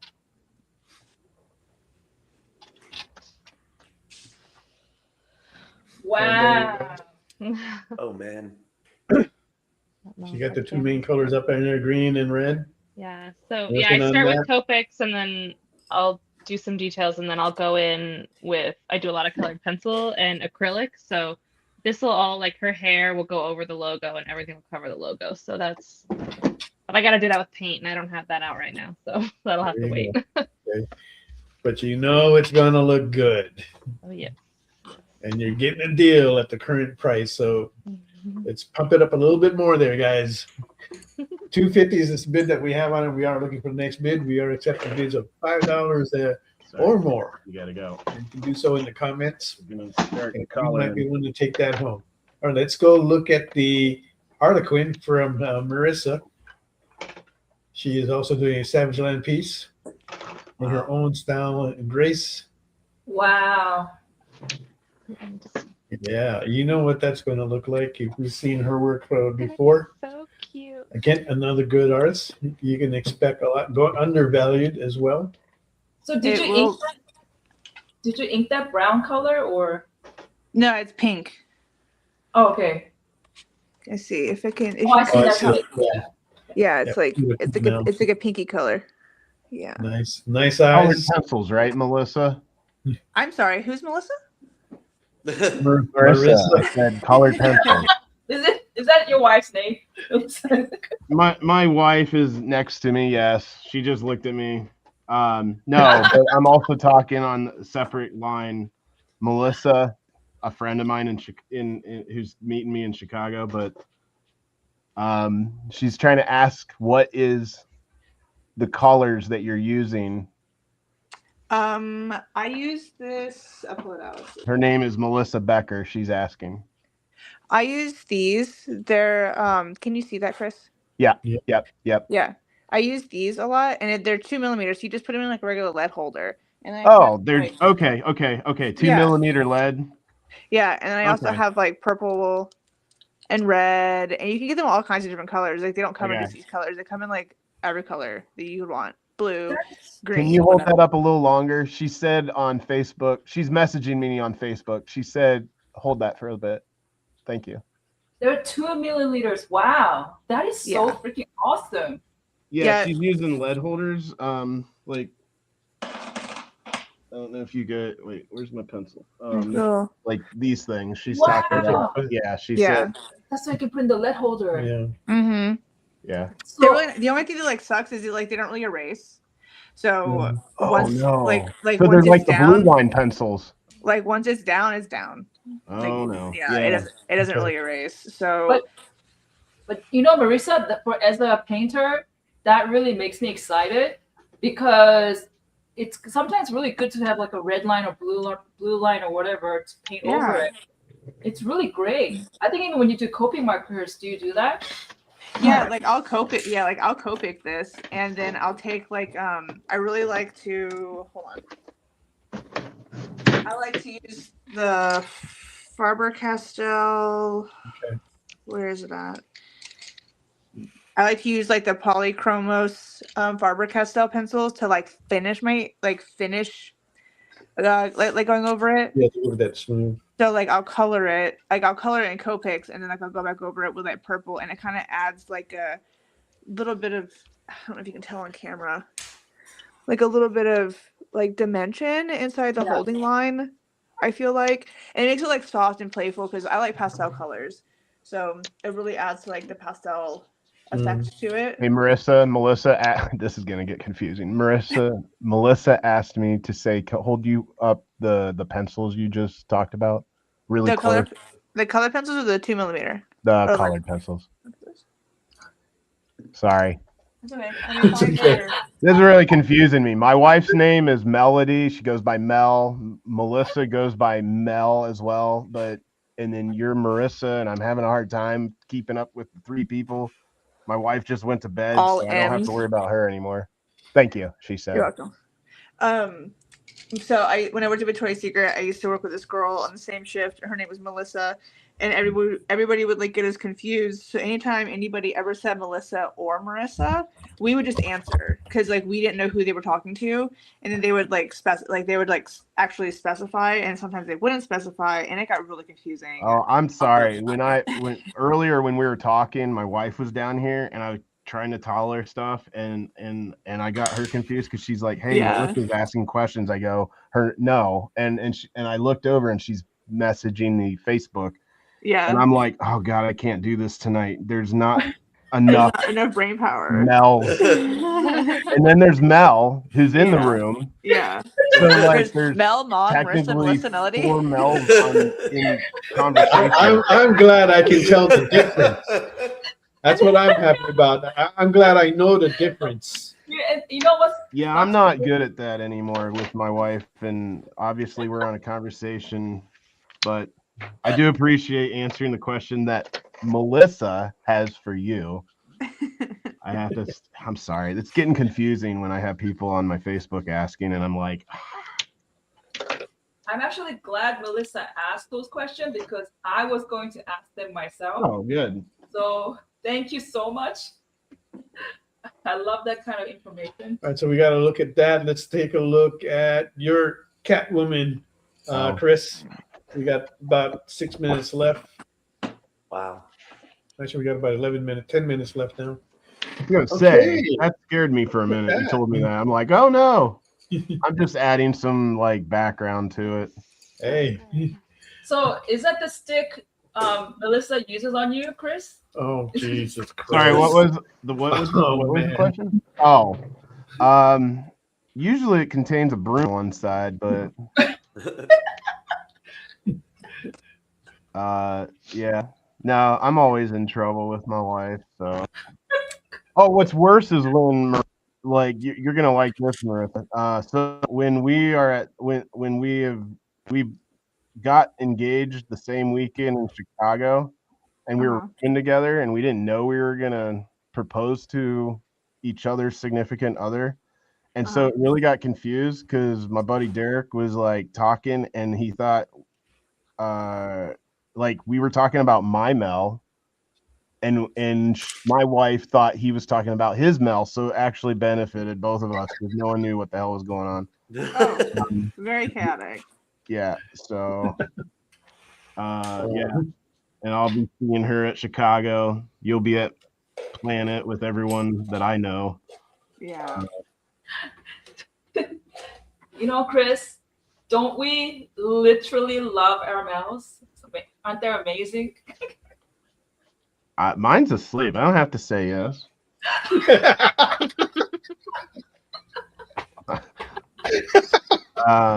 I mean, love is depending on the day, right? Like, I mean, she feeds me, so I have to say yes sometimes. You do have to say yes because she feeds you, and you don't know what she's going to put in your food. Yeah. Oh, she doesn't put up with anything with me anymore. Like, she already called it quits because she entered menopause 10 years too soon. Like, she's 44 and she's been done with menopause for 2 years, and her attitude changed. I don't give a shit anymore. So okay. She don't put up with anything. So she was very passive, and now she's not. But Chris, Yeah. Lieutenant said not till she watches the replay. You have to be careful. Oh, she doesn't. She has no interest in my business because she knows I say shit at shows all the time. Because she used to do the shows, and then she would be like, "What'd he say about me?" And then she just kind of like, "Oh, okay." Like, she just accepts it. It's like comedians making fun of their family while you're gone and stuff, and then whatever. Isn't that what it is? I don't know. Yeah, we know what that's like. Yeah. I mean, the ring comes off every time I go to the shows, right? Isn't that how that works? Does it? I haven't noticed. I don't know. Hey, gotta make a buck. I don't know. I like my boyfriend. I don't know if you like your wife. You guys are cracking That's why me they're up. your boyfriend, not your husband. Yeah. Oh, I mean, we've been together. I mean, we've been together for like 10 years. So. I agree. I am not saying I don't like Mel. My wife and I have a good relationship. Obviously, I'm stuck with her because she made me have kids with her. So. You like that one? I'm married with kids, and I'm like sitting over here like, oh boy. She had options. She She chose me. I just got really serious about my art after that one. Yeah, we're all really focused now. So you're saying you got forced into having kids? Oh, that was a clear indicator. Is this like so she has a kid who's now 19. And when she started wanting a kid, I mean, she was like 38, 39 at that point when we had twins. I didn't know we were going to have twins. She threw that on me. Surprise, right? Yeah. So, I mean, I keep telling her, I said, just remember all the anger and everything that you have now is because you wanted kids, and we could have been 44, 43 years old, traveling the world together at shows all the time. But she had kids, so she gets to stay home because I'm going to Alaska and I'm going on a cruise with Jason Metcalf because his wife's not going either. So we're like, yep, you're going to miss out. We're going to go on a date together. I'm going to go date Jason Metcalf. Huh? I'm going to go date Jason Metcalf is what I'm hearing. Hey, you know what? We have good dates. That's your true love, right, Jason? Like, we both talked about it, and we're like, his wife's not going, and I was like, oh man, and Mel has to work, and we have kids, obviously, and so we decided, well, we're gonna enjoy the cruise together. So we're gonna go see some glacier cruise and spend all Friday together, hanging out and eating dinner and getting some great lobster and crab. Oh, lobster and crab, yeah, baby. Sounds so romantic. I know. Alaskan crab, mind you. Oh.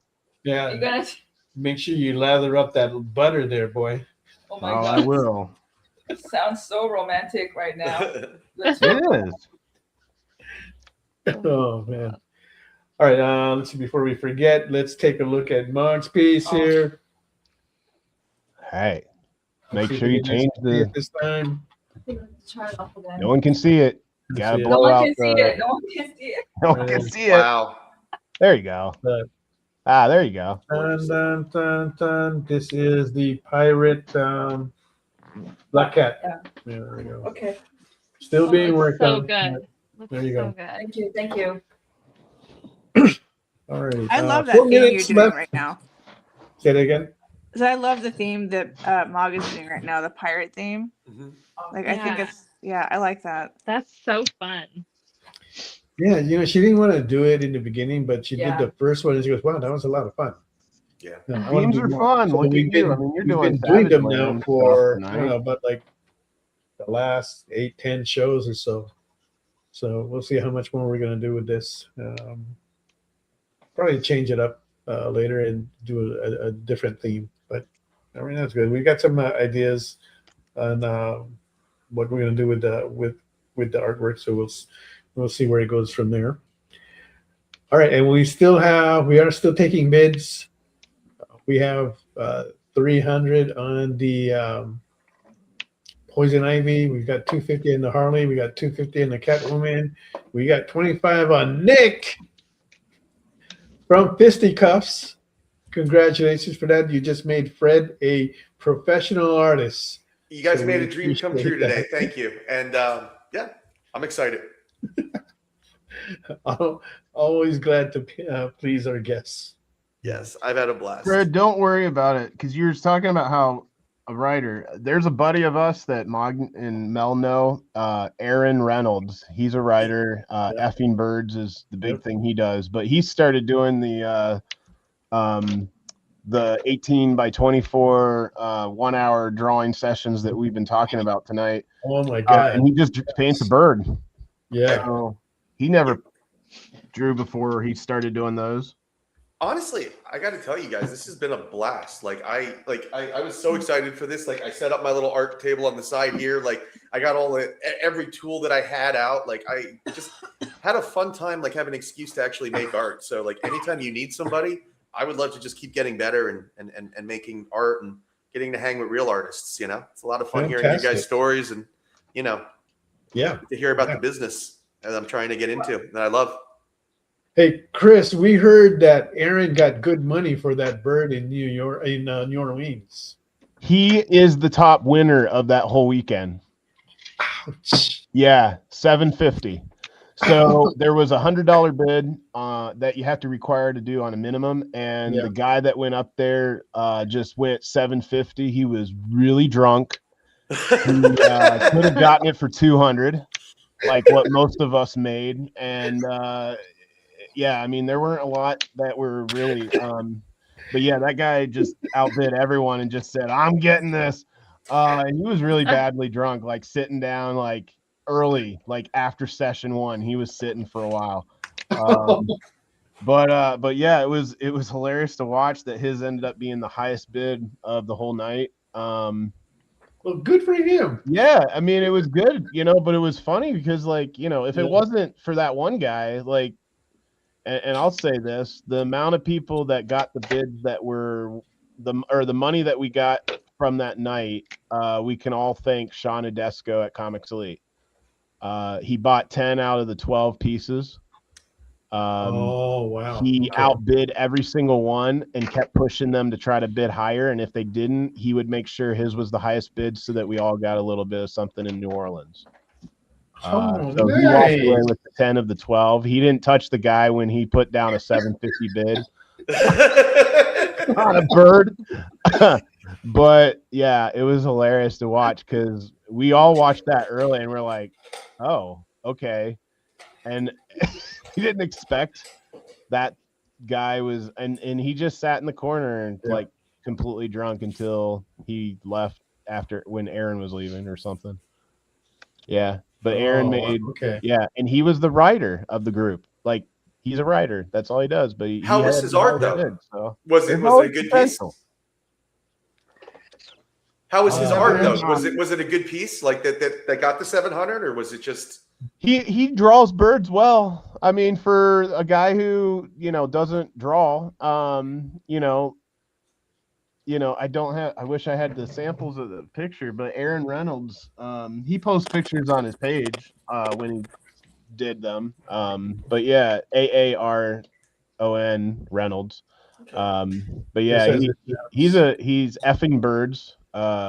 Check it out. You'll see what he did for the pieces. It's funny, but I mean, it's great because we all started looking at him throughout the year because there would be times where his huge crowd of fans, I mean, this is where his fans like outbid everyone else at some of these sketch arts. Like they would show up and they would come there just to surround his table or while he's painting and bid on it. So he's been making some pretty good money on painting for because he does have a following. So there's always a potential because as long as you have a following, it might not matter where it comes from. Yeah, we see him practically at all the comic explosions that we're at. He seems to be always there, and I guess Kevin asks him to put him in or what? Because I don't think he's needed all the time, but he's in there all the time.